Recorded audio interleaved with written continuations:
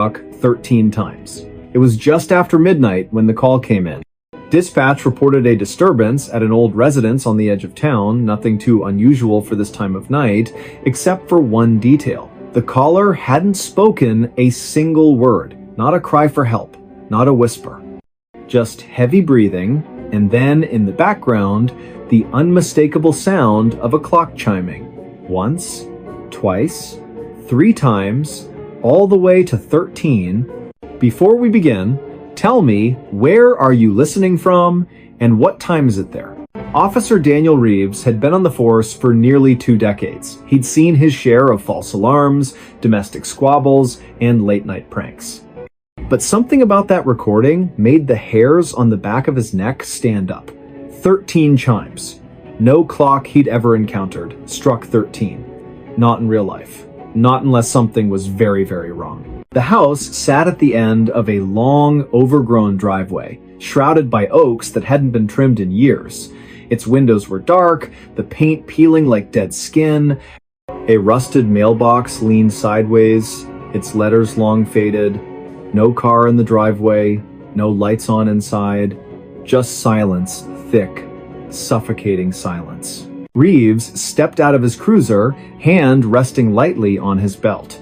The air was colder than it should have been for this time of year. He approached the front porch, boots crunching on brittle leaves. The wooden steps groaned under his weight, each creak echoing like a warning. He knocked. No answer. He tried the doorknob. Unlocked. Inside, the smell hit him, first damp wood, old paper, and something faintly metallic. Like copper. Like blood that had dried days ago. The living room was frozen in time. A threadbare armchair facing a cold fireplace, a coffee table stacked with yellowed newspapers, a rotary phone off the hook, its cord dangling like a severed vein. And then he saw it. In the far corner of the room, standing against the wall like a forgotten heirloom, was an antique grandfather clock, tall, ornate.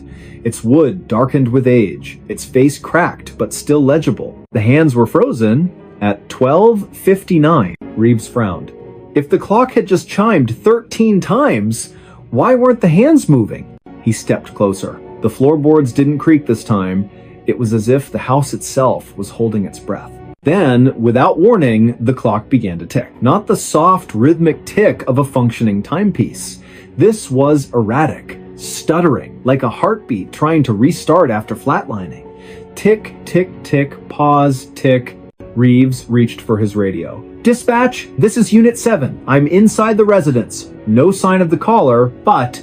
The clock struck. 1. He froze. 2. His hand tightened on the radio. 3. The sound wasn't coming from the clock alone. It echoed from the walls, from the ceiling, from somewhere deep beneath the floor. 4. He backed away slowly, eyes locked on the clock face. 5. The minute hand twitched, then jerked forward past 12. To 1. 6. The room temperature dropped, his breath fogged in front of him. 7. A whisper brushed past his ear. Not words, just breath. Cold, wet. 8. He spun around. Nothing there. Just shadows stretching longer than they should. 9. The front door slammed shut behind him. 10. He ran to it. Tried the knob. Locked. From the outside. 11. The ticking stopped. 12. Silence. 13. The clock face cracked down the middle. Glass shards fell to the floor like ice. And from inside the hollow cavity where gears and weights should have been, something moved. Not mechanical. Fleshy. Wet. Reeves didn't wait to see what it was. He kicked open the back door, stumbled into the yard, and didn't stop running until he was back in his cruiser, engine roaring, lights flashing. He never went back. The house was condemned a week later after neighbors reported strange noises always at night, always ending with 13 chimes. The city sent a crew to demolish it, but when they arrived, the house was empty. Not just abandoned, empty.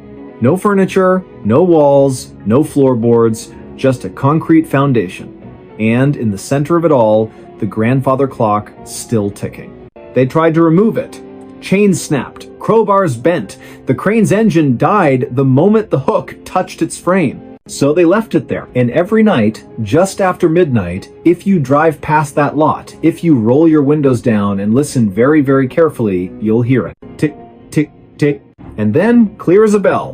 1, 2, 3, all the way to 13. No one knows who built that clock, or why it counts beyond 12. But those who've heard it say the same thing. After the 13th chime, you don't feel like yourself anymore. Your thoughts get borrowed.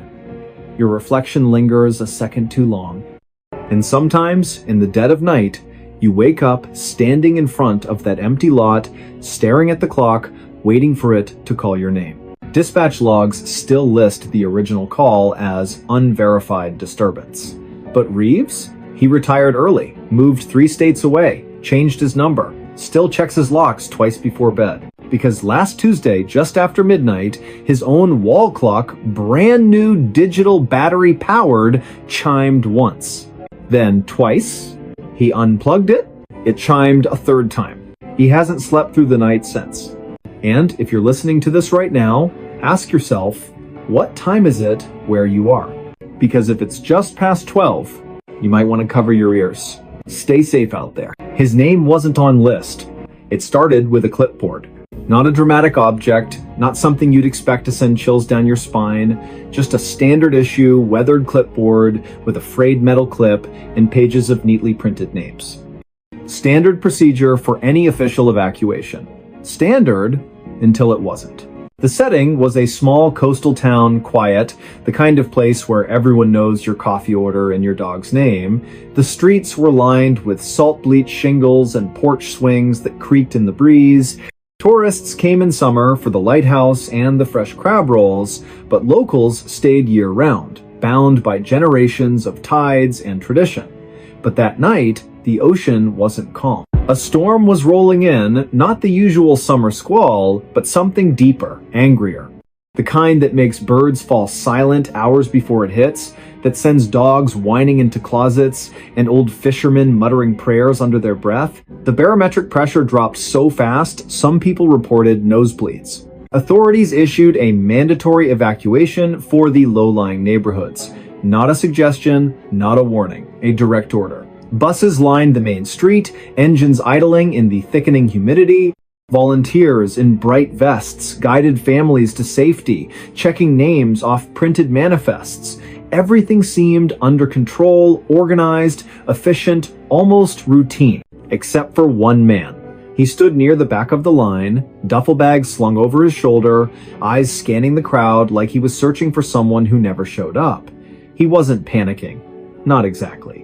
But there was a tension in his posture, a stillness that didn't belong among the chaos of crying children, barking dogs, and the occasional sob from someone clutching a framed photo.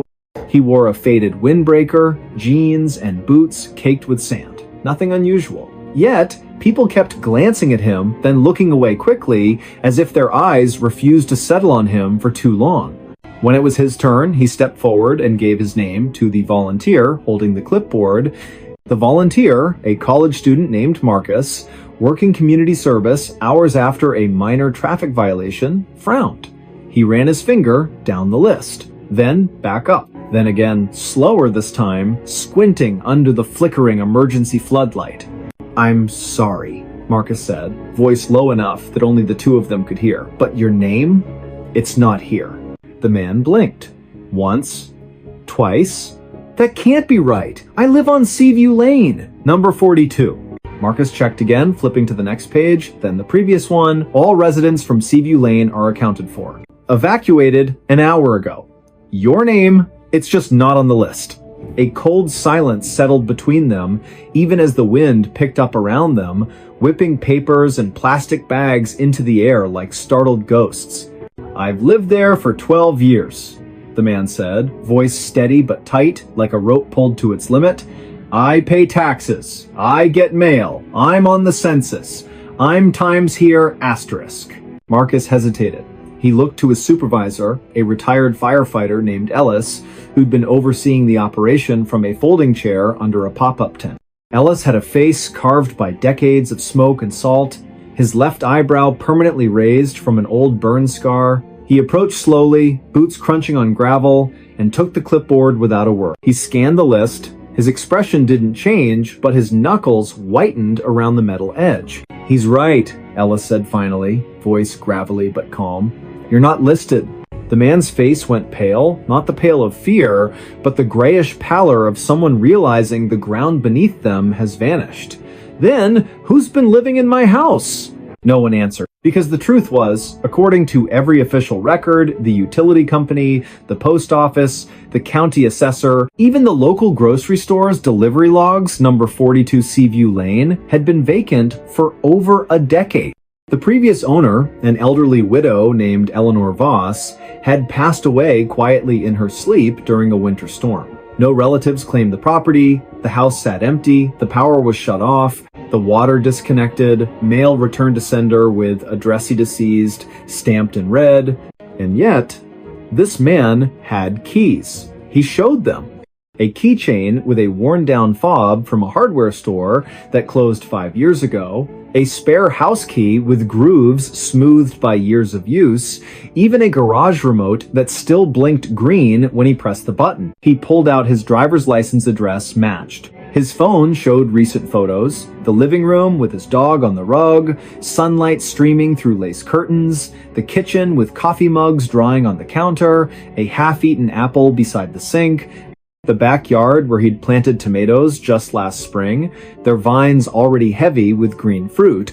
None of it should have existed. Authorities let him board the bus, not because they believed him, but because turning someone away during a mandatory evacuation wasn't protocol, and frankly, no one wanted to argue with a man who looked like he hadn't slept in days and carried the weight of something no one else could see. He sat alone in the back, staring out the window as the town disappeared behind sheets of rain. The storm broke just as they crossed the bridge, out of town, lightning splitting the sky like a seam, thunder so deep it vibrated in your ribs.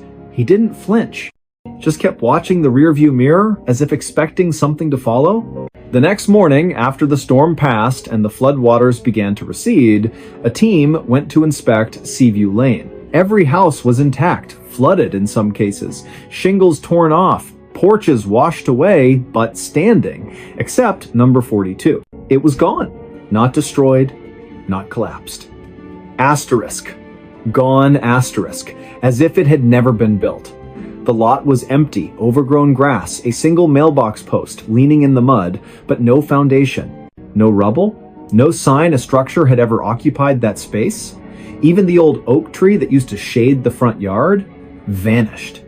Roots, trunk, everything. They checked satellite imagery from the past 5 years. Nothing. No house, no driveway, no roofline, not even a shadow where one should have been. But the man's photos? Still on his phone. Clear, detailed, real. Timestamps verified by the device's internal clock. Geotags placed him squarely at coordinates that, according to every map, were just empty land. He was questioned for hours, polygraphed, his background checked by state and federal databases. No criminal record, no history of mental illness, no aliases. He worked as a marine biologist at the local university, specializing in deep-sea sediment analysis. Quiet, reliable, never missed a day of work. Colleagues vouched for him, described him as the kind of guy who brings soup when you're sick and never mentions it again. His dog, a golden retriever named Finn, was found wandering near the evacuation center, collar still on, leash trailing behind, muddy but unharmed. Finn's microchip registered to the same address. Now, here's where it gets stranger. A week later, a maintenance worker at the county records office was sorting through archived property files, paper backups, the kind no one looks at anymore, when he found something odd. Tucked into a folder labeled Seaview Lane Vacant Properties was a single sheet of paper, a handwritten addendum, dated just 3 days before the storm. It listed a new resident for number 42, name, the man from the bus. Occupation, marine biologist. Emergency contact, none. Signature at the bottom, but not his. The handwriting was identical to Eleanor Voss's, the one who died over 10 years ago. Same looping cursive, same slight tremor in the T-cross. The paper smelled faintly of salt water and lavender, her favorite scent, according to neighbors who remembered her tending roses in a wide-brimmed hat. The clerk showed it to his supervisor. The supervisor called the sheriff. The sheriff called the state archives. No one could explain how it got there. The file had been sealed since the property was declared abandoned. No one had accessed it in years. They tried to track down the man again. He'd vanished, left his hotel room without checking out, left his dog with a neighbor who'd only known him as the quiet guy from Seaview, left his job, his bank accounts untouched, his car parked at the university lot with a half-finished coffee in the cup holder. The only thing missing was the clipboard, or so they thought. Months later, a hiker in the northern woods over 200 miles away reported finding a backpack near an abandoned ranger station. Inside, a waterlogged journal, its pages swollen but legible, a rusted key that didn't match any known lock, and a single page torn from an official evacuation list. One name was circled in shaky handwriting, not his own. Beneath it, scribbled in the margin, asterisk, if your name isn't on the list, you were never supposed to leave. Asterisk. The journal contained daily entries, mostly mundane tide patterns, water temperature readings, grocery lists, but in the final weeks, the tone shifted. Entries became fragmented. Paranoia crept in. Asterisk. The neighbors don't wave back anymore. Asterisk. Asterisk. Mailbox is full, but no mail. Asterisk. Asterisk. Finn barks at the empty chair. Asterisk. The last entry, dated the morning of the evacuation, reads simply, asterisk. They're coming to take the house. I have to be on the list. Asterisk. Investigators combed through every angle. They interviewed former residents of Seaview Lane. One elderly woman, bedridden in a nursing home, whispered through tears that she'd seen lights in number 42 just last Tuesday, even though the power had been off for years. Another claimed the widow Eleanor used to say the house only lets in those it chooses. Then there was the audio. During the evacuation, a body cam from a nearby officer accidentally captured the moment the man spoke to Mark. In the background, barely audible over the wind, you can hear something else, a low hum, almost subsonic. And then, just as the man says, I'm here, a faint voice layered beneath his own whispers, asterisk. But you weren't. Asterisk. The recording was analyzed by 3 separate audio labs. All confirmed, the second voice wasn't electronic interference, it matched no known voice in any database. And it spoke in perfect sync with the man's lip movements, except the words were different. To this day, no one knows how he got on that bus. No one knows who or what was living in that house. And no one can explain why, during every major storm, emergency dispatch receives a call from a number that doesn't exist. A voice whispering just one sentence before the line goes dead. Asterisk. Check the list again. Asterisk. Some say the house wasn't erased. It just stepped out of time. That it exists in the gaps between breaths, between heartbeats, between the seconds when no one is looking. And the man? Maybe he wasn't the resident. Maybe he was the warning, a glitch in the system, a soul the house let go because it needed room for someone else. Because here's the thing they don't tell you about evacuation lists. They're not just about who's leaving. They're about who's allowed to. And if your name isn't there, maybe you were never really there to begin with. Maybe you were just borrowed. And maybe, somewhere out there, another clipboard is being prepared. Another storm is gathering. And another man is standing in line, heart pounding, hoping his name appears before the clock runs out. Stay safe out there. She woke in wrong house. It began with a headache. Not the sharp, stabbing kind, not the migraine that blinds you. This was deeper, like pressure building behind her eyes, as if her skull were slowly filling with wet sand. She'd gone to bed early, exhausted from a double shift at the hospital, and remembered little after her head hit the pillow. Just the hum of the ceiling fan, the soft weight of her cat curled against her ribs, and then nothing. Until she woke up. Cold linoleum beneath her bare feet, the smell of mildew and old wood, a dim yellowish light filtering through grimy windows she didn't recognize. She sat up slowly, heart hammering, and looked around. This wasn't her apartment. The walls were covered in faded floral wallpaper, peeling at the seams. A threadbare armchair sat in the corner, its stuffing leaking like entrails. On the coffee table, a chipped teacup, cold ash in the tray beside it, and a newspaper dated, but the ink smudged beyond reading. The air was still. Too still. No traffic outside. No distant sirens. No hum of the city she'd lived in for 7 years. She called out, "Hello?" Only silence answered. She checked her phone. Dead. No signal anyway.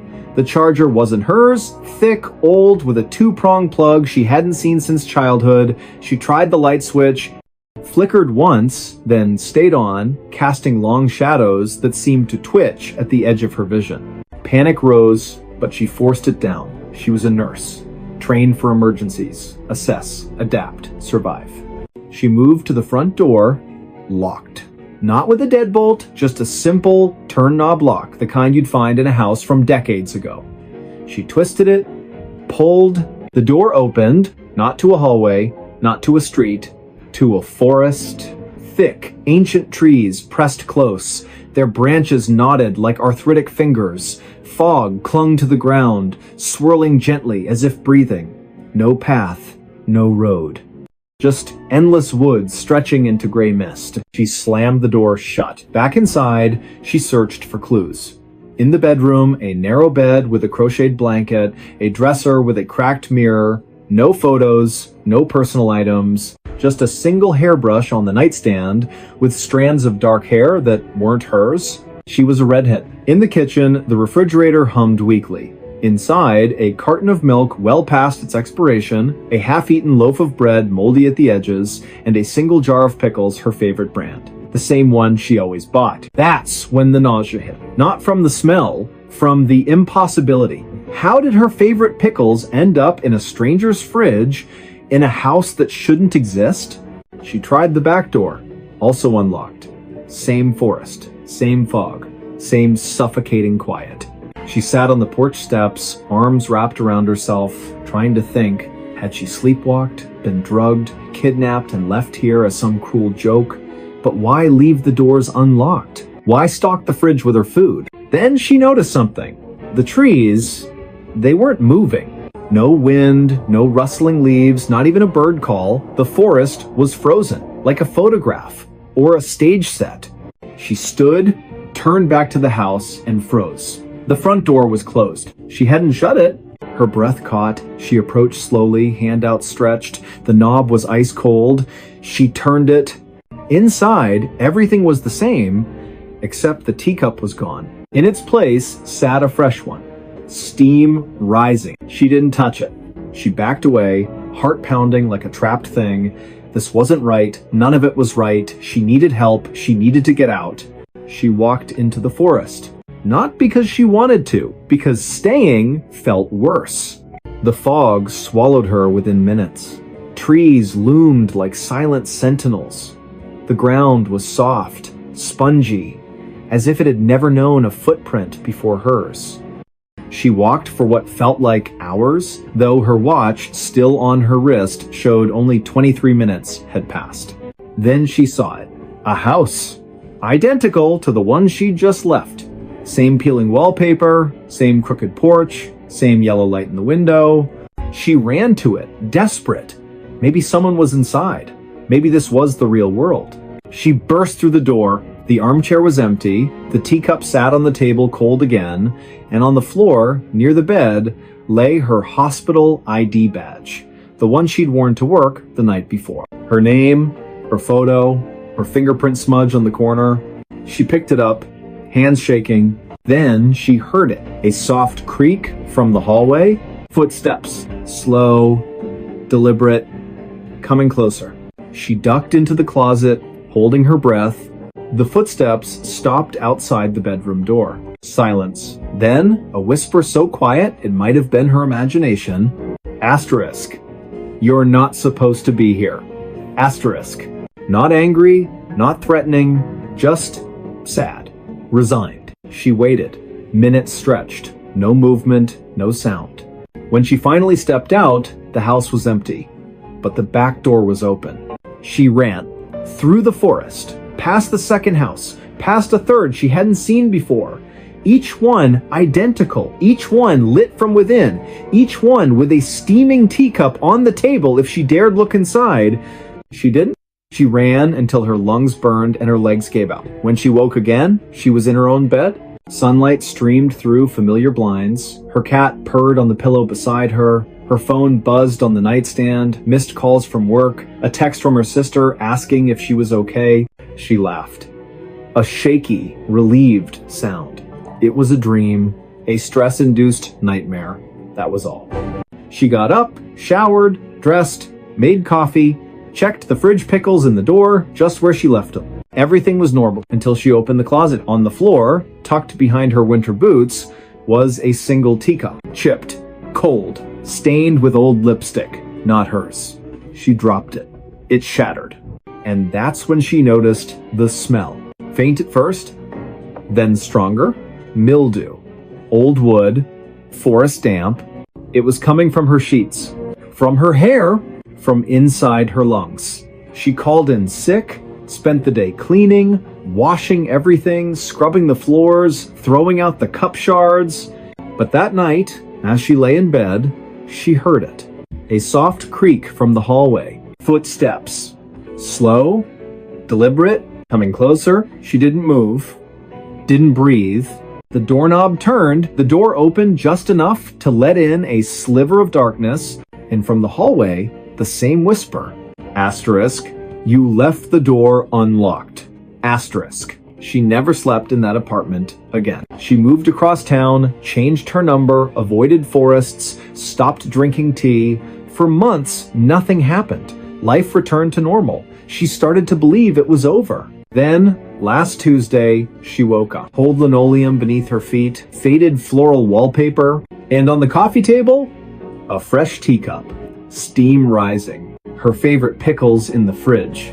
And outside the window, the same endless forest, waiting. Only this time, she didn't run. Because deep down, she knew she hadn't woken up in the wrong house. She'd woken up in the only Times house that remembered her, and it wasn't going to let her go again. Police reports list her as a missing person now. Her apartment sits empty, untouched.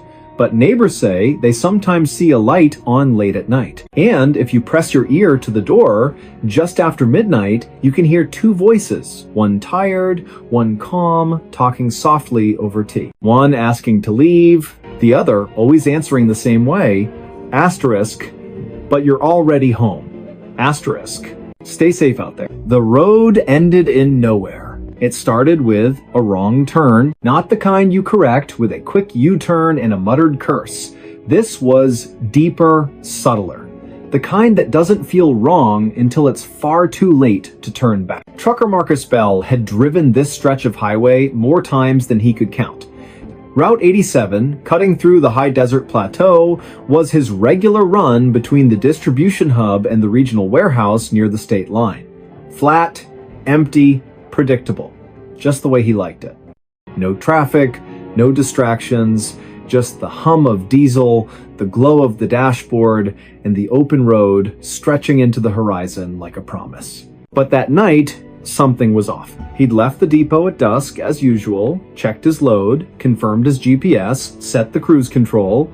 The first 2 hours passed without incident, radio playing low, coffee in the thermos, stars beginning to prick through the violet sky. Then, around mile marker 214, his GPS flickered. Just once. A brief stutter, the screen went black for half a second, then rebooted. When it came back, the route had changed. Not by much, just a slight reroute cutting through County Road K19 instead of staying on the main highway. Faster route, the voice said, calm and synthetic. Estimated time saved? 11 minutes. Marcus frowned. He knew K19. It was a gravel service road, barely maintained, used mostly by ranchers and survey crews, not rated for 18-wheelers. But the GPS insisted, and honestly, he was tired. 11 minutes sounded good. He took the turn. At first, it seemed fine.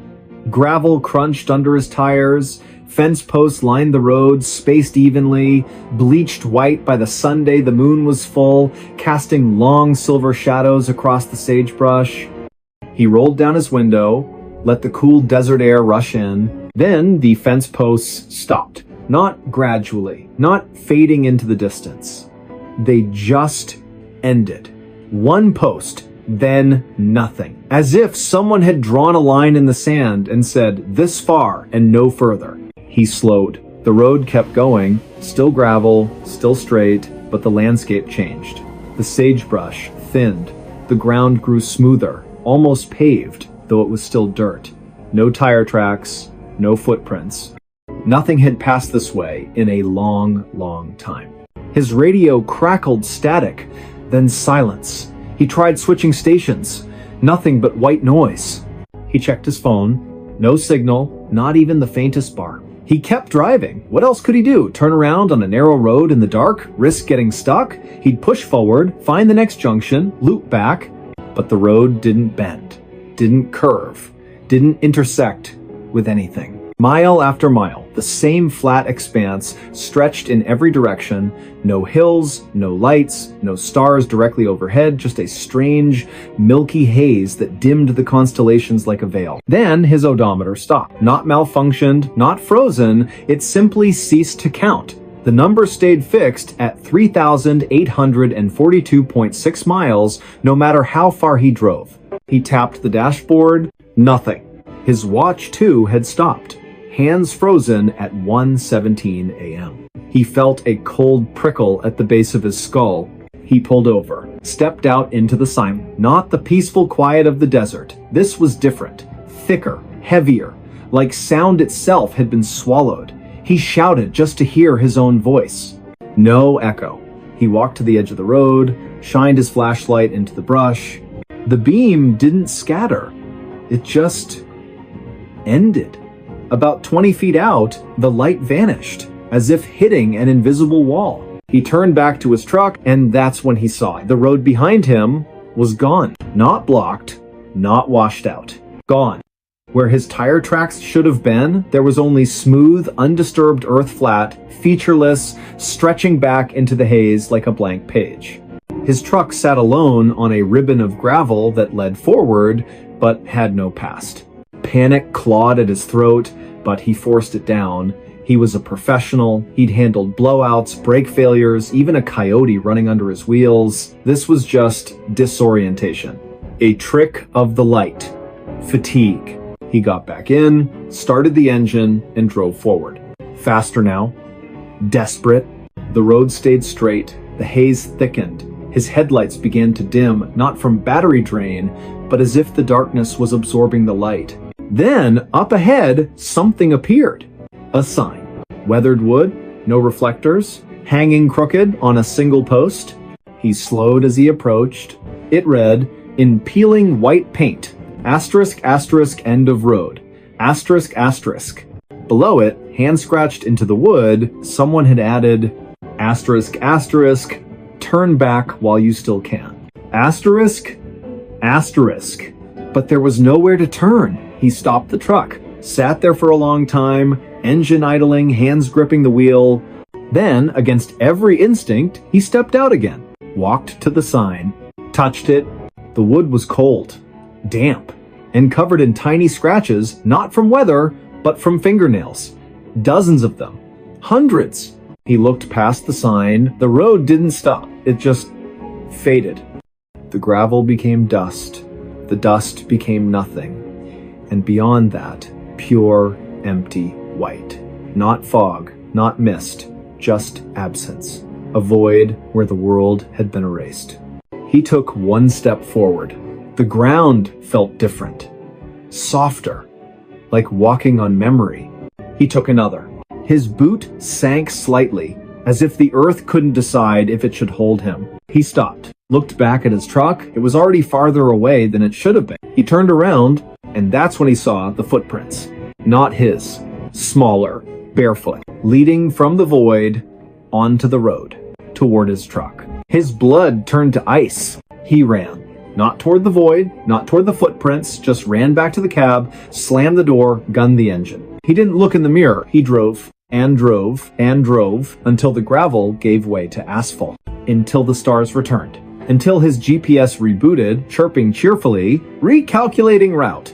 He didn't stop until he reached the warehouse. He reported the incident to his dispatcher. A clipped, shaky account of a GPS glitch and a confusing detour left out the sign, the footprints, the void. They logged it as driver fatigue, recommended rest. But Marcus knew. 2 days later, during a routine maintenance check, the mechanic found something wedged in the rear axle. A child's shoe, mud-caked, worn thin at the heel, laces missing.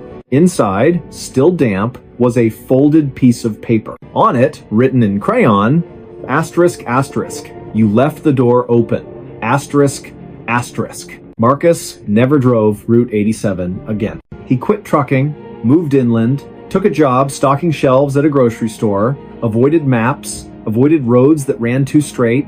But last month, during a late shift, he saw something that made his blood freeze.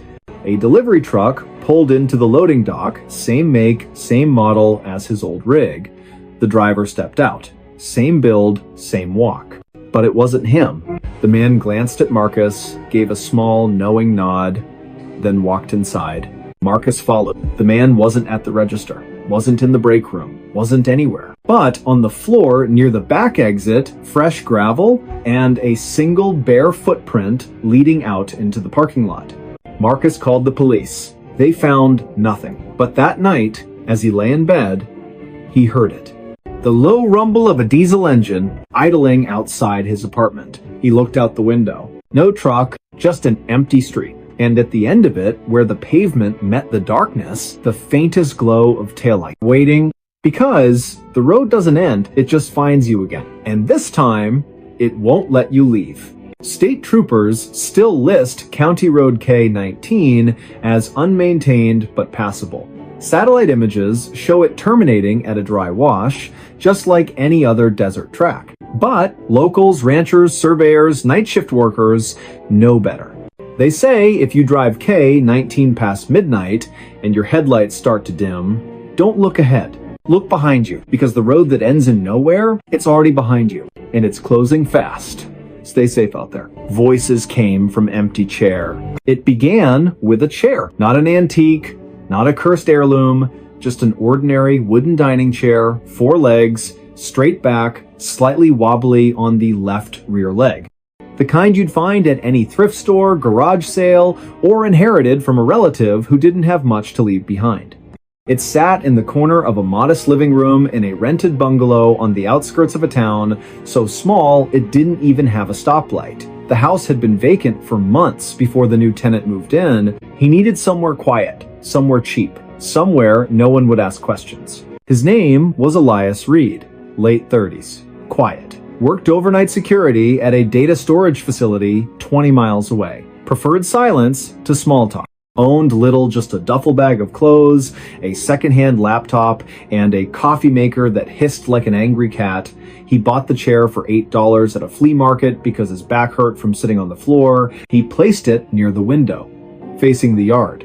Not for guests, he never had any, but because he liked watching the birds at dawn after his shift. The first time he heard it, he thought it was the wind, a soft murmur, barely audible, like someone whispering just out of earshot. He was making coffee, back turned, when it came again clearer this time. Tired. He froze, turned slowly. The room was empty, just him, the coffee maker, and the chair. He checked the windows, locked, front door secure, no one in the backyard. He even opened the closet, half expecting a squatter or a raccoon. Nothing. He chalked it up to exhaustion. 36 hours awake, too much caffeine, too little sleep, happens to everyone. But it happened again the next night. This time, he was sitting on the couch, laptop open, when the voice came low, raspy, unmistakably human. You shouldn't be here. Elias snapped his head toward the chair. Empty. He stood, walked over, touched the seat, cold, dry, no hidden speakers, no wires, nothing. He recorded the room with his phone for 3 hours, played it back. At the 1:47 mark, a voice definitely not his says, clear as day, he's watching. No one was watching. The blinds were closed. The street was empty. He tried to return the chair, drove back to the flea market. The vendor, a woman with silver braids and eyes that never blinked, shook her head. "That chair's been sold," she said. "You can't give it back." "But I just bought it last week," Elias said. She smiled faintly. "Not to you." He left it on the curb that night, tied a free sign to the backrest. The next morning, it was back on his porch, undisturbed. No footprints, no tire marks, just the chair facing the door as if it had walked home. That's when he stopped sleeping. He started noticing other things. The chair would be in a different position each morning, turned slightly toward the bed or angled toward the kitchen, as if following his movements. Once, he found it in the hallway, blocking the bathroom door. He hadn't moved it. Then came the conversations. Not just single words, full exchanges between the chair and something else. One night, lying awake, he heard it. "Did you bring it?" "Yes." "Good. He's almost ready." Elias didn't move, didn't breathe. He stared at the ceiling, heart slamming against his ribs. The next day, he called a local priest. Not because he was religious, but because he'd heard stories. The priest came, sprinkled holy water, said a prayer, left quickly without making eye contact. Later, Elias found the priest's business card torn in half on the kitchen table. On the back, in handwriting that wasn't his, "Too late." He considered moving. But where would he go? And what if the chair followed? Then, one evening, he decided to test it. He sat in the chair just once to see what would happen. The moment he lowered himself onto the seat, the room changed. The air grew thick, humid, like a basement after a flood. The light dimmed, though the sun was still up. And then silence. Not peaceful silence. The kind that presses against your eardrums like water. And then a voice, not from the room, but from inside his own head, "You've been sitting in my spot." Elias bolted up so fast, he nearly fell. His skin was clammy, his mouth tasted like copper. He didn't sit in it again, but the chair didn't need him to. Neighbors began to notice. Mrs. Calloway from next door knocked one afternoon, pale-faced. "Your lights were on all night," she said, "and I heard talking, two voices, like you had company."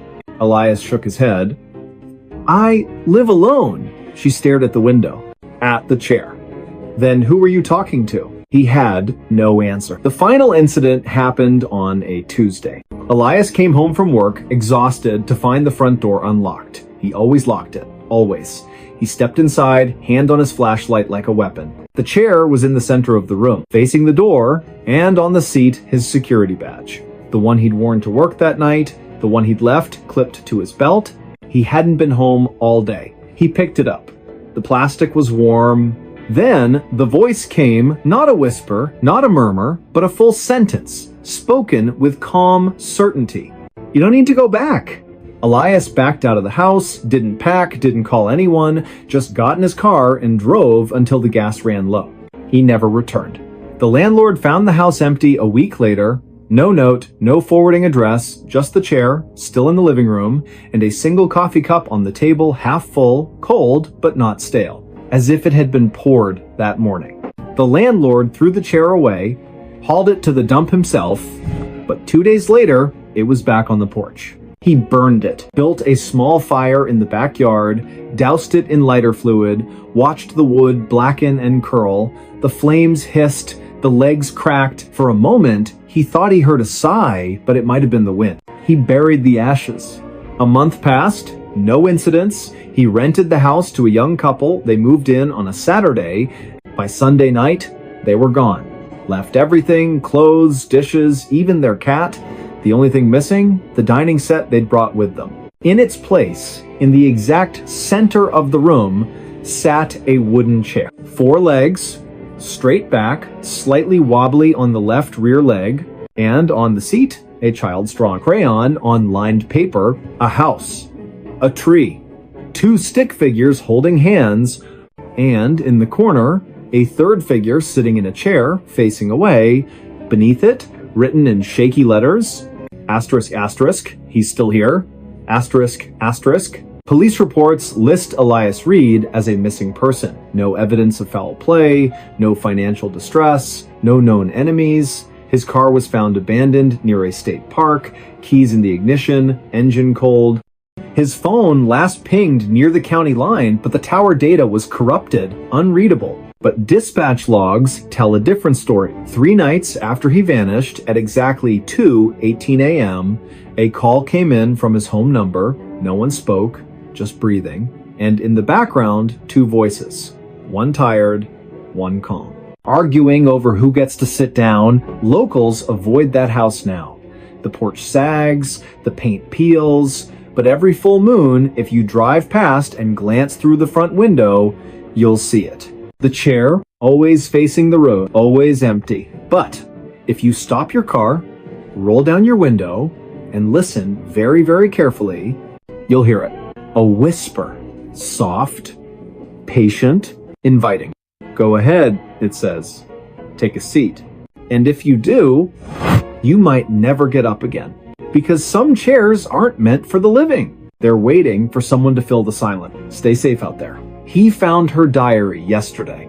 It started with a box. Not a suspicious package. Not a locked chest. Just a plain cardboard moving box left on the curb outside a recently vacated apartment complex in a quiet neighborhood where nothing ever happened. The kind of place where mail carriers wave, dogs bark at squirrels, and the biggest drama is whether the recycling gets picked up on Wednesday or Thursday. The man who found it, Daniel Mercer, wasn't looking for anything. He was just walking his dog, a scruffy terrier named Rook, after a long shift at the municipal water treatment plant. He liked these walks. Predictable, calm, the kind of routine that kept the noise in his head at bay. He'd moved into the complex 6 weeks earlier after his divorce. Needed a fresh start, a blank wall, a quiet room. The box sat tilted against a storm drain, damp from overnight rain, its flaps half open. Most people would have walked past, but something about it, the way it seemed out of place, the way the streetlight caught a glint of something inside, made him stop. He nudged it with his boot. Inside, a tangle of old clothes, a cracked picture frame, a hairbrush with strands of dark hair, and near the bottom, a small leather-bound journal. He almost left it. But Rook sniffed the box, then whined a low, uneasy sound the dog only made when something was wrong. Daniel picked up the journal. It was heavier than it looked. The leather was worn soft at the edges, the spine cracked from use, no name on the cover, just a faint scent of lavender and something sharper underneath like pencil lead and dried tears. He took it home. Not because he wanted to snoop, but because it felt wrong to leave it in the rain.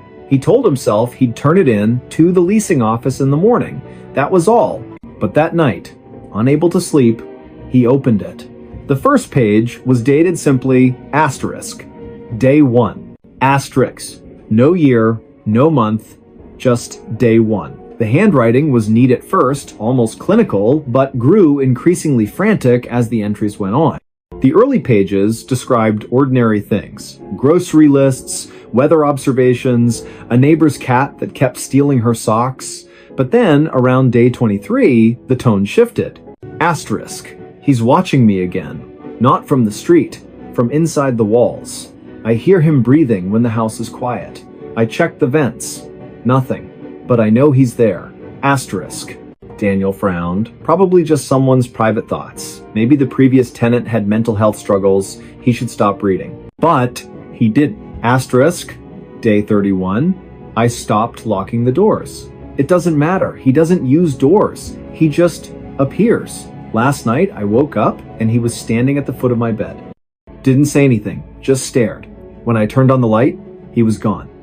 But the floorboards were wet. Asterisk. Daniel set the journal down. His palms were sweating. He glanced at his own bedroom door, slightly ajar. He got up, closed it, locked it. Ridiculous, he told himself. But the unease lingered.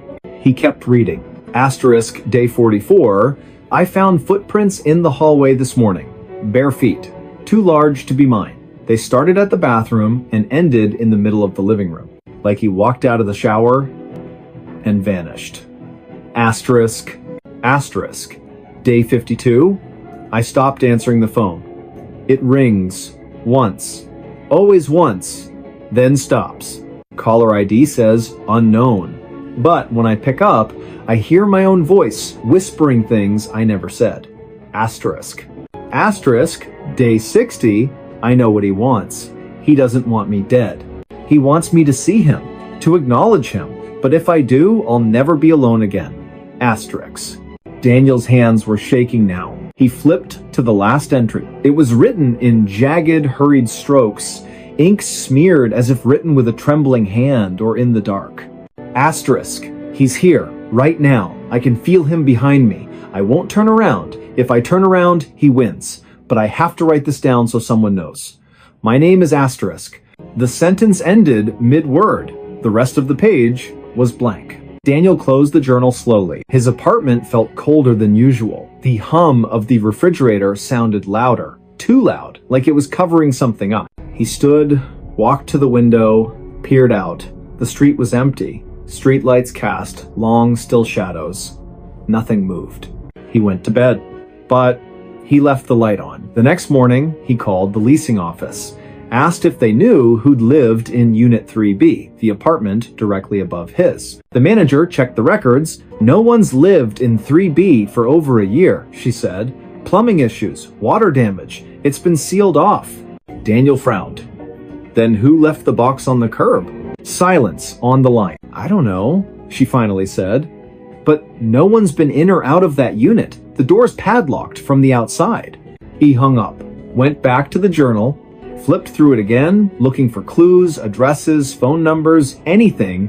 On the inside back cover, tucked into the binding, he found a folded receipt from a local pharmacy, dated just 3 days ago, for sleeping pills, and a pregnancy test. Both purchased by someone named L. Varga. He searched the name online. Nothing, no social media, no public records. But he did find something else, a missing persons report filed 6 weeks earlier, a woman named Lena Varga. Last seen leaving her job at a library downtown, described as quiet, kept to herself, recently separated from her partner. Her apartment, Unit 3B. The same unit that had been vacant for over a year. Daniel's stomach dropped. He drove to the library, asked the staff about Lena. They remembered her. She vanished overnight, said an older librarian, voice low, cleared out her desk, left her coat on the back of her chair, never came back. Did she seem troubled? Daniel asked. The woman hesitated. She kept saying someone was following her, that her apartment wasn't safe. We thought it was stress. Her partner, he wasn't a good man. Daniel returned home that evening with a knot in his chest. He placed the journal on his kitchen table, sat across from it, as if it were a person. That night, he heard it. A soft thud from the ceiling, like something heavy being set down. Then, footsteps, slow, deliberate, crossing the floor above him. Unit 3B was empty, sealed. No power, no water. But the footsteps kept coming, back and forth, then silent. He didn't sleep. The next day, he called the police, showed them the journal, the receipt, the missing persons report. They took it seriously at first, sent an officer to inspect Unit 3B. The padlock was intact, no signs of forced entry. They cut it open. Inside, dust, mold, water-stained walls, an empty closet, no furniture, no personal items. But on the floor, near the center of the room, they found something. A single page torn from a journal. It read, asterisk, he found my diary yesterday. Asterisk, the handwriting matched Lena's. But the entry wasn't in the journal Daniel had. It was new. Impossible. The officer looked at Daniel, then at the empty room, then back at the page. We'll keep it for evidence, he said. But his voice lacked conviction. Daniel knew they wouldn't find anything else. That night, he packed a bag, booked a motel on the other side of town, but as he zipped his suitcase, he heard it again. Footsteps, not from above, from inside his own apartment, coming down the hall. He froze. The doorknob to his bedroom turned, slowly.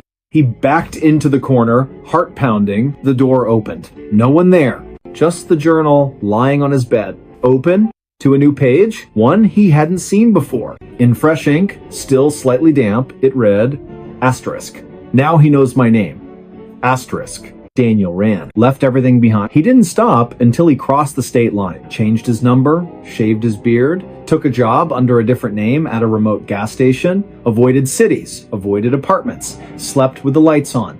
For months, nothing happened. He started to believe it was over. Then, last week, a package arrived at his P.O. box. no return address. Inside, a new journal, identical to the first.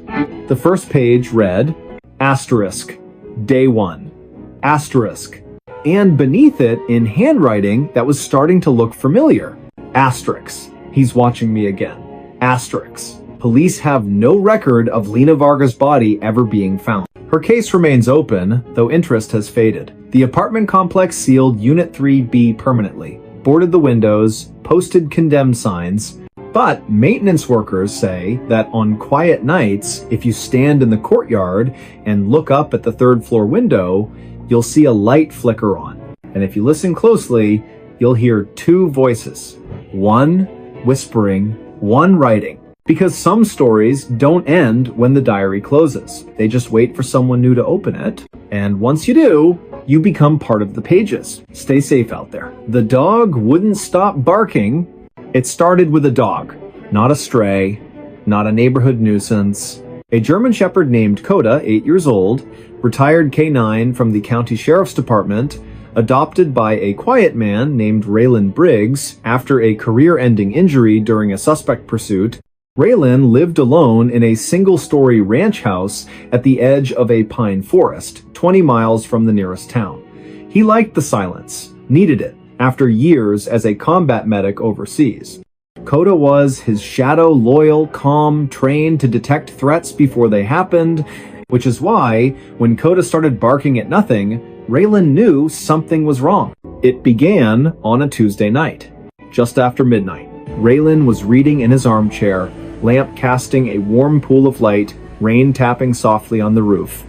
Coda lay at his feet, ears perked but relaxed, until suddenly he bolted upright, hackles raised, and let out a deep, guttural bark toward the back door. Raylan set his book down. "Easy, boy," he said. Coda didn't stop. He barked again and again. Not the alert bark he used for raccoons or delivery trucks. This was different, urgent, almost desperate, like he was trying to warn someone who wasn't listening. Raylan checked the backyard through the glass door. Nothing. Just the rain, the swaying pines, the dark. He opened the door. "Go on," he said. "Do your business." Coda didn't move. He stood rigid, eyes locked on the tree line, lips curled back in a silent snarl. Raylan stepped outside, flashlight in hand. The beam cut through the downpour, sweeping across the wet grass, the woodpile, the old shed. No movement, no eyes reflecting in the dark, no scent of another animal. He called Coda. The dog backed away from the door, still growling low in his throat, and refused to go back inside until Raylan physically guided him. That night, Coda didn't sleep. He paced the house, front window, back door, hallway, living room, stopping every few minutes to stare at a wall or a corner, ears twitching as if tracking something invisible. Raylan checked every lock, every window, even the attic hatch, all secure. The next night, it happened again. Same time, same intensity, but this time Coda barked toward the hallway closet. Not the front yard, not the woods. The closet, Raylan opened it. Coats, boots, a broken vacuum, nothing out of place. Coda lunged forward, barking so hard his whole body shook until Raylan pulled him back. By the third night, Raylan hadn't slept in 72 hours. Neighbors started complaining. One left a note on his door, asterisk, "Your dog's been howling all night. Please control him." Asterisk. But Coda wasn't howling. He was barking. At specific thing. At 12:07 a.m., the hallway mirror. At 12:19 a.m., the basement stairs. At 12:33 a.m., the empty armchair. Each time, Raylan would investigate. Each time, nothing. Then, on the fourth night, Coda did something new. He stopped barking, stood in the center of the living room, stared at the ceiling, and whined. A soft, broken sound Raylan had never heard before, not in war zones, not during thunderstorms, not even when Coda got shot. Raylan followed his gaze. The ceiling was plain white drywall, no stains, no cracks. But as he watched, a single drop of water fell. Clink. On the coffee table, he frowned. It hadn't rained in 2 days. He climbed into the attic. Dust, insulation, old boxes. And in the center of the floor, fresh footprints, bare feet, too large to be his, leading from the attic access panel to the spot directly above his bed. Raylan's blood ran cold. He called the sheriff. Deputies came, searched the property, checked the attic, swept the woods, found nothing. No signs of trespassing, no forced entry, no evidence anyone had been there. One deputy, a former K-9 handler himself, knelt beside Coda. "He's not barking at animals," the man said quietly. "He's barking at something he can't chase, something that doesn't leave tracks." Raylan didn't sleep that night. He sat in the armchair with a shotgun across his lap, Coda at his side, both of them watching the dark. At exactly 12:03 a.m., Coda's head snapped toward the front door. Not barking, just staring, ears flat, tail stiff. Raylan stood slowly, walked to the door, looked through the peephole. Nothing. He opened it. The porch was empty. But on the welcome mat soaked through, though the sky was clear, was a child's mitten, muddy, torn at the thumb. Raylan had no children, no visitors. He picked it up with a gloved hand. Inside, Coda was trembling. Not from fear, from rage. The next morning, Raylan drove to the local historical society. Asked about the land his house was built on. The archivist, an elderly woman with thick glasses, flipped through property records, then paused. "This parcel, it wasn't developed until the late 80s, she said. Before that, it was part of the Holloway property. They lived here for generations." She lowered her voice. "Their youngest son disappeared in the winter of, well, it doesn't matter when. He was 6 years old. Vanished from his bedroom. They searched for weeks, never found him. The family moved away. The house burned down a year later, accidental fire, they said." Raylan's throat tightened. "How old would he be now?" he asked. She did the math silently. "About your age," she said. Raylan left without another word. That night, he didn't turn on the lights. Sat in the dark with Coda, waiting. At 12 a.m., the barking started again. But this time, it wasn't at the walls. It was at Raylan. Coda stood 3 feet away, eyes locked on him, barking sharp, warning barks as if Raylan were the threat. Raylan froze. "Coda, it's me," he whispered. The dog didn't stop. Then, slowly, Raylan felt it, a presence behind him. Not a sound, not a smell, just weight, like the air had thickened. He turned. The armchair was empty, but the cushion was indented, as if someone had just stood up. Coda barked harder. Raylan backed into the kitchen, grabbed his keys, and left. He spent the night in his truck at a 24-hour diner. Coda sat in the passenger seat, eyes on the rearview mirror the entire time. The next day, Raylan called a contractor. "I want cameras," he said. "Motion sensors, floodlights, everything." They installed them that afternoon. By nightfall, the house was wired like a fortress. Raylan sat in the living room, laptop open, feeds from every angle displayed on screen. 11:58 p.m. Coda lay at his feet, tense but quiet. 11:59 p.m. The dog's ears twitched. 12 a.m. Coda erupted into barking, furious, panicked, staring at the hallway. Raylan checked the camera feed. The hallway was empty. But then, on the thermal overlay, the system detected a heat signature. Human-shaped, standing in the hallway, not moving, just watching. Raylan's breath caught. He zoomed in. The figure had no face, no features, just a blur of warmth where a person should be. And then, as if sensing the camera, it turned toward the lens, toward Raylan. Coda lunged at the screen, barking so hard he choked. Raylan shut the laptop. He couldn't stay. He packed a bag, loaded Coda into the truck, and drove through the night. He didn't stop until he reached his sister's house 3 states away. For 2 weeks, Coda was calm. No barking, no pacing, just sleeping at the foot of the guest bed, sighing in his sleep like a dog finally at peace. Raylan started to believe it was over. Then, on the 15th night, Coda woke up, stood in the middle of the room, stared at the closet, and barked. Not once, not twice, over and over, until Raylan opened the closet door. Inside, on a shelf of folded blankets, was a small, mud-caked shoe. Child-sized, and beside it, a single pine cone from the woods behind Raylan's old house. Coda never stopped barking after that. Not for food, not for walks, not even when Raylan cried. He just stood by the window facing east, barking into the distance, as if trying to warn someone who was already gone. Raylan moved again and again. Each time, within days, Coda would find something: a toy soldier in the yard, a wet footprint on the porch, a drawing tucked under the windshield wiper showing a house with a dog and a boy holding hands. The sheriff's department ran tests. The items had no fingerprints, no DNA, no logical explanation, but Coda always knew, because dogs don't lie. They don't imagine threats.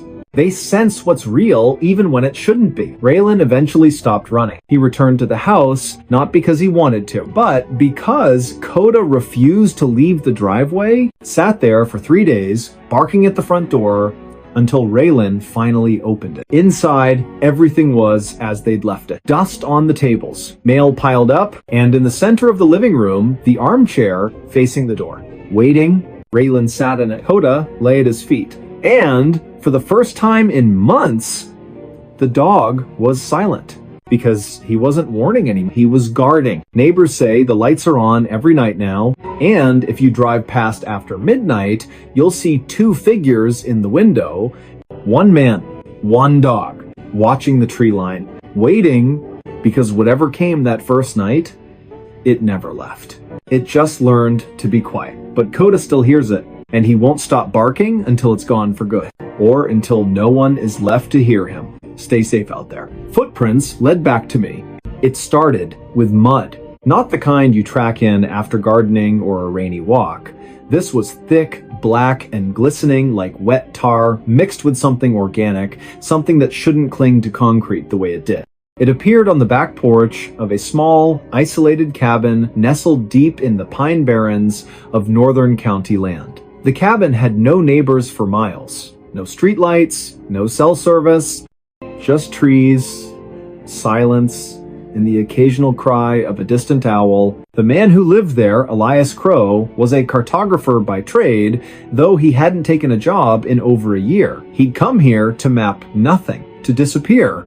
After the accident, the one that wasn't his fault but haunted him like a debt he could never repay, he needed a place where no one knew his name, where the past couldn't find him. He kept to himself, bought supplies once a week in town, paid in cash, spoke only when spoken to.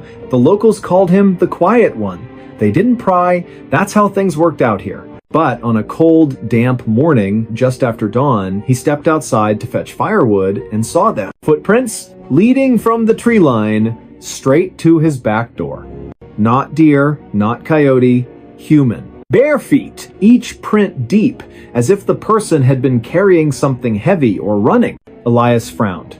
He checked the locks. All secure, nothing missing, no signs of forced entry. He swept the prints away with a broom, told himself it was a lost hiker, a trespasser, someone who got turned around in the fog. But that night, he heard it.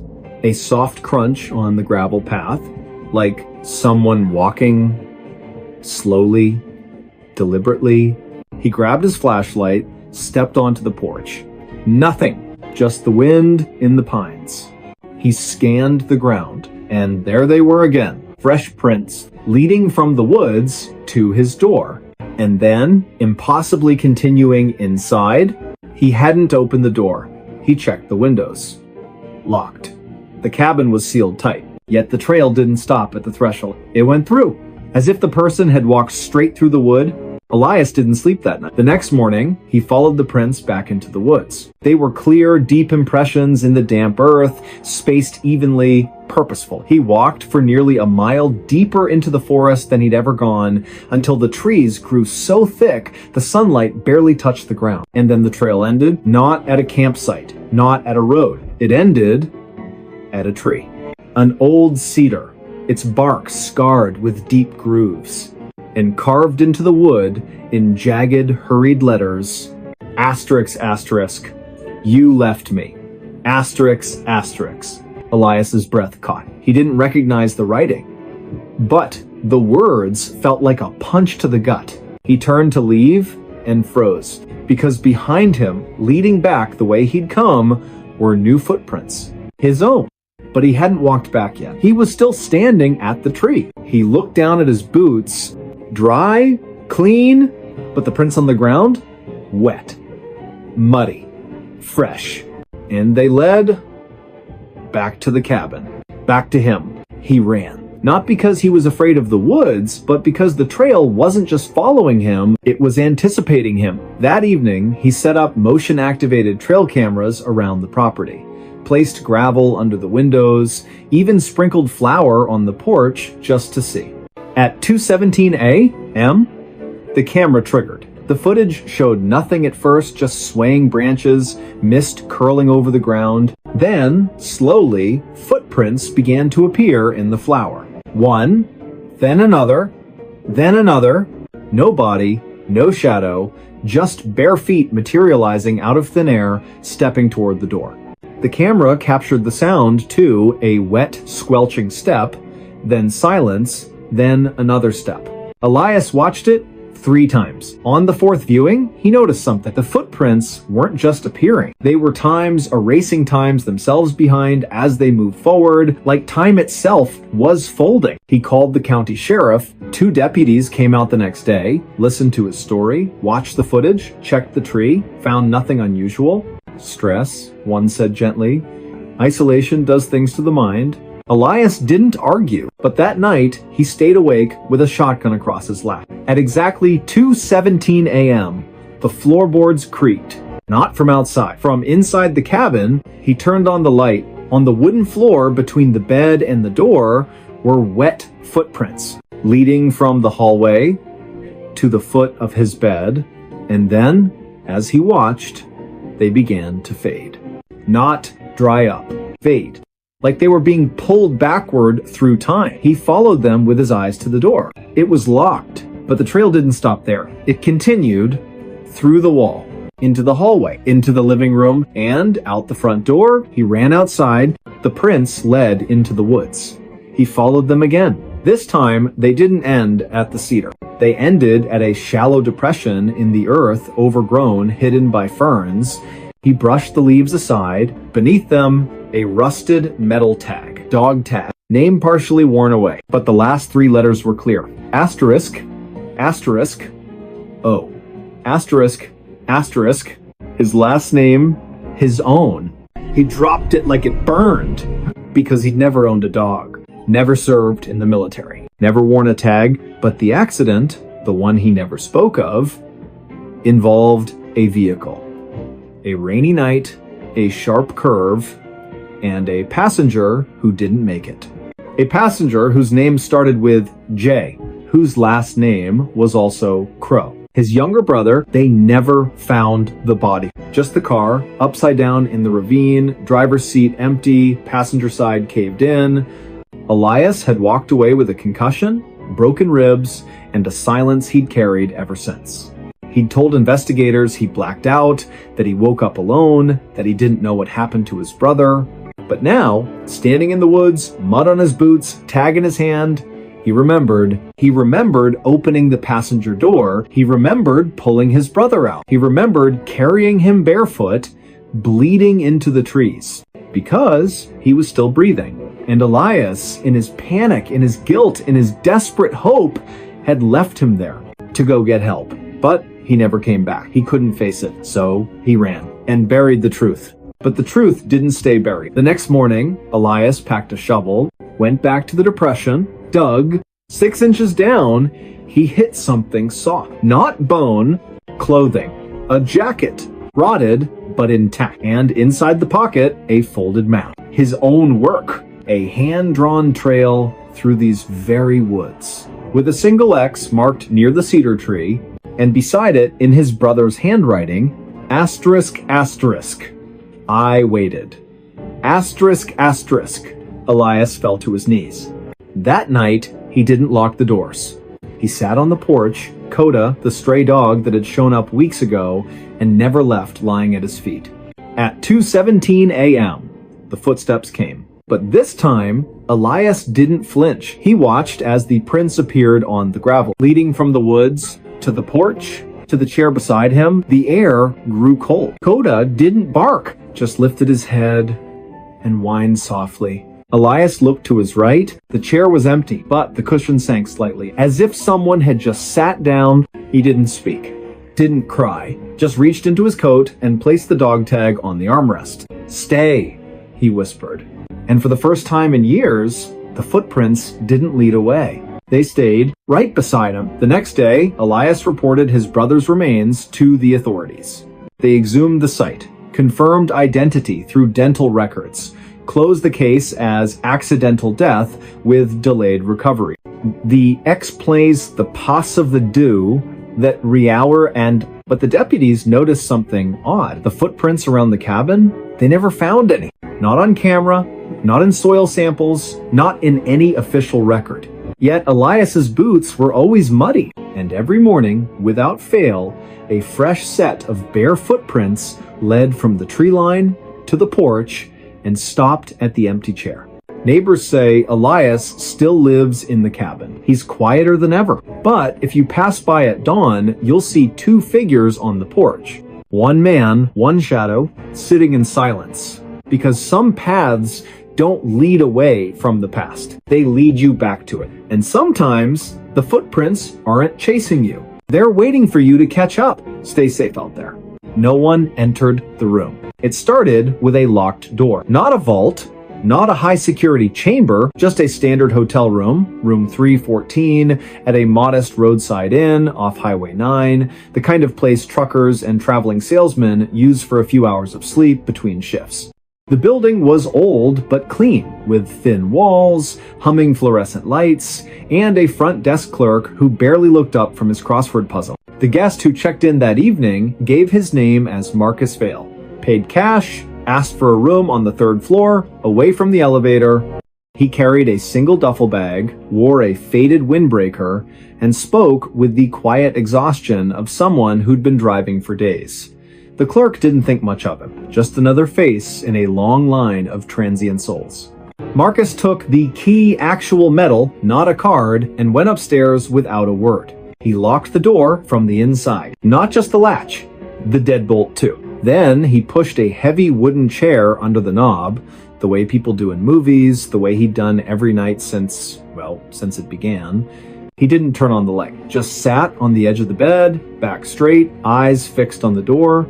He didn't sleep. He never did. At exactly 3 a.m., the knocking started. Not loud, not frantic. 3 soft raps, pause 3 more. Like someone polite, patient, certain they'd be let in. Marcus didn't move. He knew better. The knocking stopped after a minute. Silence returned. He exhaled. Then, on the other side of the door, he heard breathing. Slow, wet, close. Like someone had pressed their face against the peephole. Marcus clenched his fists. He stayed like that until dawn. When the sun rose, he removed the chair, unlocked the door, and stepped into the hallway. Empty. No one in sight.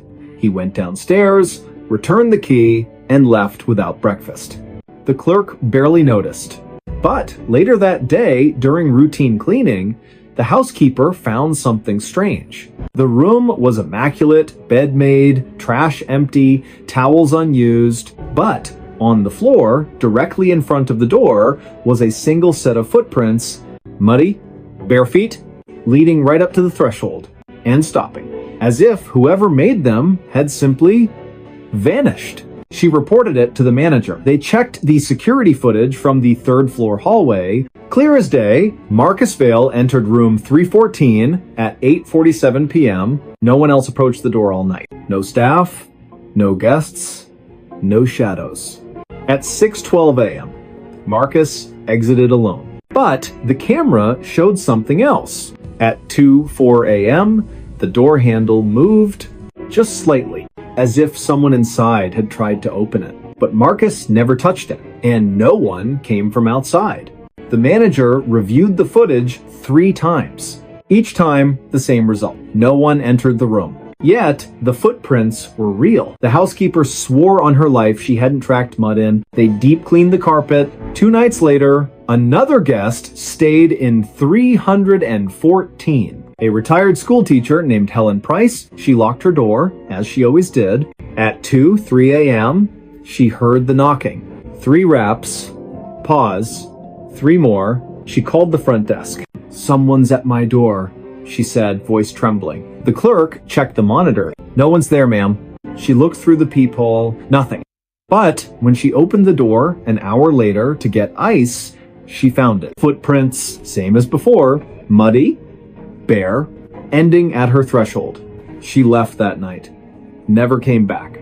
The inn's owner, a pragmatic man named Dale Mercer, didn't believe in ghosts. He believed in bad plumbing, faulty wiring, and overactive imaginations. But when 3 more guests reported the same thing, same time, same knocking, same footprints, he started to wonder. He installed a new camera inside room 314, hidden in the smoke detector, wired directly to his office. Then he left the room vacant for a week. On the 8th night, he reviewed the footage himself. The room sat empty. Dust motes floated in the moonlight. The chair remained under the desk, the bed untouched. At 2:03 a.m., the knocking began. Not on the audio feed, just the visual. But the door handle turned slowly. The deadbolt slid open by itself. The chair under the knob didn't move, yet the door cracked open just an inch. Then closed. No hand, no tool, no string. Nothing. And on the carpet, as if painted by an invisible brush, footprints appeared. One, then another, walking from the door to the center of the room. They circled the bed, stopped, then walked back to the door and vanished. Dale watched it 6 times. Each time, his hands shook more. He called the local sheriff. Deputies came, swept the room, checked for hidden panels, pressure plates, even drone interference. Found nothing. The room was solid concrete and drywall, no crawl spaces, no vents large enough for a cat. No one entered the room, the lead deputy said, echoing the hotel log. But the footprints were photographed, logged, filed. Then came the call from Marcus Vale. 3 weeks later, he'd checked into a motel 50 miles away, left a message on Dale's voicemail. Voice low, strained. "I know what it wants," he said. "It's not trying to get in." He paused, breath shaky. "It's trying to get out." The line went dead. Dale tried calling back. Number disconnected. He never heard from Marcus again. But the incidents didn't stop. Guests avoided room 314. The inn eventually sealed it, padlocked the door, covered the peephole, posted a "do not use" sign. Yet every full moon, the night staff report something odd. The hallway camera glitches at exactly 2:03 a.m. For 17 seconds, the feed shows static. When it clears, the padlock on room 314 is undone. Not broken, undone, and on the hallway carpet just outside the door, fresh footprints, leading away from the room, down the hall, toward the stairs. But the front desk log shows no one checked out, no one entered the building, no one left. Because no one entered the room, but someone or something is still trying to leave. Investigators later traced Marcus Vale's past. He wasn't a salesman. He was a former orderly at a psychiatric hospital that shut down after a fire. One patient died in the blaze. A man who'd been catatonic for years locked in room 314. The only room with no windows.